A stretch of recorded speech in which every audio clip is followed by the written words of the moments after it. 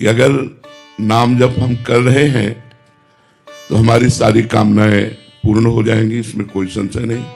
भगवान की भी प्राप्ति हो जाएगी, इसमें भी कोई संशय नहीं। हमारे जीवन में जितनी त्रुटियां हैं, विश्वास कीजिए नाम जप के बल से वो सब दूर हो जाएंगी। पर ये 10 नामापराध हैं जो हम अपनी तरफ से आपको बता रहे हैं बिना प्रश्न किए। नाम जप करने पर भी आपको लाभ नहीं प्राप्त होगा। अगर ये 10 नामापराध आपके जीवन में है तो आप नाम जप करेंगे तो भी आपको लाभ नहीं प्राप्त होगा। फिर आप नाम पर अश्रद्धा कर लेंगे। इतने दिन हुए नाम जप करते हुए और हमें कोई लाभ नहीं प्राप्त हुआ। तो हमारी प्रार्थना है कि नाम जप थोड़ा भी हो लेकिन इन 10 नामापराध से बच करके हो। तो ध्यान पूर्वक सुनिए। 10 नामापराध में पहला अपराध है संत पुरुषों की निंदा।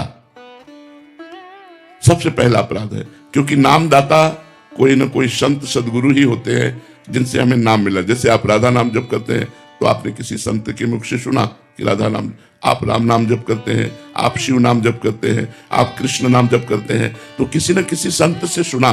यदि नाम जपते हुए आप किसी भी संत की निंदा करेंगे तो वो नामापराध आपके ऊपर लागू हो जाएगा और वो नाम आपको फल नहीं प्रदान कर पाएगा।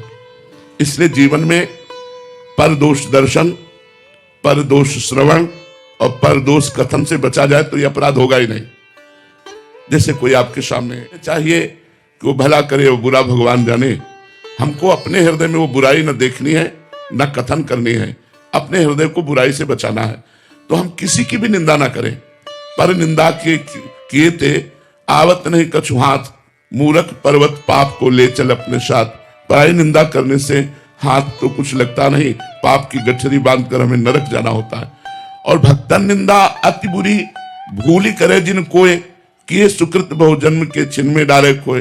भक्तों की निंदा तो बहुत बुरी है, भूल करके भी नहीं करना चाहिए। यदि भक्तों की निंदा हुई तो बहुत जन्मों के पुण्य एक क्षण में नष्ट हो जाएंगे। साधु अवज्ञा तुरंत भवानी, कर कल्याण अखिल के हानि। तो हमको संत द्रोह, वैष्णव द्रोह, गुरु द्रोह ये महान अपराध हैं, इनसे बचना चाहिए। ये ध्यान रख लीजिए। नाम जापक कभी किसी संत की निंदा ना करे, कभी किसी वैष्णव की निंदा ना करे, कभी गुरुजनों की निंदा ना करे। फिर नाम जप करे तो नाम का अपराध नहीं लगेगा और नाम फलीभूत होगा। अब दूसरा नाम अपराध, भगवान शंकर और भगवान श्री हरि में भेद मानना, उनके नामों में भेद मानना। जैसे एक प्रसंग आता है रामचरितमानस में, काकभूषुंड जी अपने पूर्व के जीवन चरित्र का वर्णन करते हैं कि मैं एक ब्राह्मण बालक था, अवध में जन्मा था। शंकर के चरणों में मेरी बड़ी प्रीति थी, तो उज्जैन में हमने दीक्षा प्राप्त की। गुरुजी बहुत उच्च कोटि के महान ज्ञानी संत थे और भगवत प्रेमी भी थे, तो उन्होंने हमें शंकर मंत्र ही दिया, पर वो हरि की बड़ाई करते थे। तो मैंने गुरुजी से द्रोह हो गया। ऐसा नहीं होना चाहिए। उसका परिणाम क्या हुआ कि गुरु से उपेक्षा होने लगी, अश्रद्धा होने लगी। तो गुरुजी आए और उन्होंने उठकर प्रणाम नहीं किया। ये भारी अपराध है। गुरु के सामने पहुंचने पर सर झुक जाना चाहिए और हो सके तो पंचांग प्रणाम करना चाहिए और हो सके तो साष्टांग प्रणाम करना चाहिए। गुरु साक्षात परब्रह्म। गुरुदेव को कभी अपमानित न करें, गुरुदेव को कभी नीचा न दिखाएं, गुरुदेव को कभी हम ऐसे अपशब्द न कहें, उनकी अवज्ञा न करें। अगर अवज्ञा करेंगे तो चाहे जितना नाम जप कर लें, हमें भगवत प्राप्ति नहीं होगी। क्योंकि मोक्ष मूलम गुरु कृपा। गुरु यदि प्रसन्न हृदय से होकर के, शिष्य के किसी आचरण से प्रसन्न होकर के, मान लो गुरु के द्वारा कोई ऐसा कार्य हो गया और आपने अपने गुरुदेव के प्रति किए तो मेरे प्रभु हैं, और बिल्कुल शांत रहे, तो गुरुदेव जान रहे हैं कि मैंने प्रतिकूलता की, मैंने अपराध किया, और वो हृदय से जब आशीर्वाद देंगे तो निश्चित भगवत प्राप्ति हो जाएगी। मोक्ष मूलम गुरु कृपा। मोक्ष का मूल गुरुदेव की कृपा है। एक बार श्री देवर्षि नारद जी वैकुंठ पहुंचे, थोड़ी देर भगवान के पास बैठे रहे, उठ के चले तो एक भगवत पार्षद ने वहां जल छिड़क करके ऐसे पोछा लगाया और नारद जी तुरंत वापस आ गए भगवान से कोई बात पूछने के लिए। तो देखा जहां वो बैठे थे वहां पोछा लग रहा है। देवर्षि नारद जी ने कहा प्रभु, तो बोले आप निगुड़ा हो, अभी गुरु नहीं बनाया, मेरे भजन के प्रताप से मेरी प्राप्ति तो हो गई, लेकिन आप अभी परम पवित्र नहीं हुए क्योंकि गुरुदेव का वर्ण नहीं किया। ऐसा कई प्रसंग महाभागवतों के आते हैं। देवर्षि नारद जी ने कहा प्रभु तो आप ही बता दीजिए मैं गुरु किसको बनाऊं। तो उन्होंने कहा कल प्रातः काल ब्रह्म मुहूर्त में जिसके पहले दर्शन हो जाए उसी को गुरु बना लेना।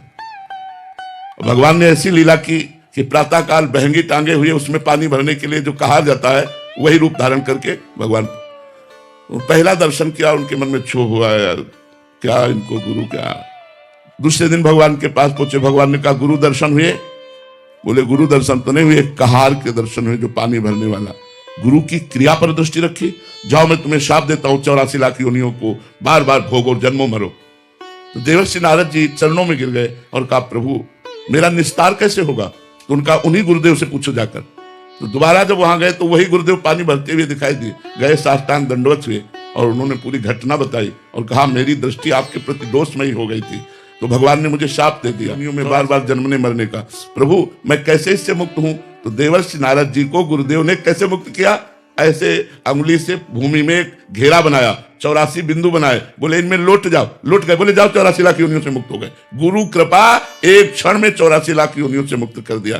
तो शास्त्रों में बहुत से मार्ग हैं, आप किसी एक मार्ग के अनुयायी हैं तो आप चलें, अन्य शास्त्रों की निंदा न करें। जैसे कुछ निराकार उपासना को मानने वाले पुराणों की निंदा करते हैं, कुछ वेदों की निंदा करते हैं। निंदा करेगा तो चाहे जो मंत्र जप करे कभी सिद्ध ही नहीं हो सकता। इसलिए वेद, शास्त्र, पुराण इनकी कभी निंदा न करे। पांचवा, भगवान के नामों की महिमा कही गई है, तो ये कभी ना सोचे कि ये तो केवल स्तुति मात्र, इतनी महिमा तो नहीं है।